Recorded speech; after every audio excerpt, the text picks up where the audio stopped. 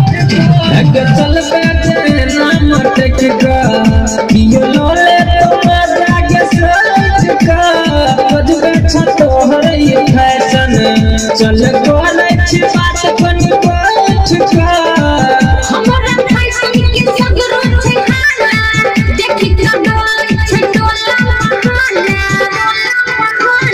छोरी पतर की ये मारे गुलल बाजिया उड़ी उड़ी जाए छोरी पतर की ये मारे गुलल बाजिया उड़ी उड़ी जाए छे हसीना बबूल के जवानी देखि के बच्चे के छूटे छे पानी सुन सवार में गली के महारत देखि के बूढ़ा लोग के उठे छे जवानी उठे छे जवानी छोरी पतर की ये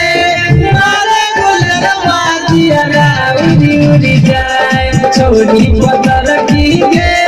मारे गुलल बाजिया उड़ी उड़ी जाए भगजो देबौरे छोरा मोटर गिरा भगजो देबौरे छोरा मोटर गिरा भगजो देबौरे छोरा मोटर गिरा भगजो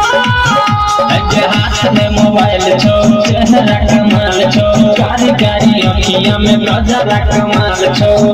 बड़ी करे कनी हमरो लया भगजो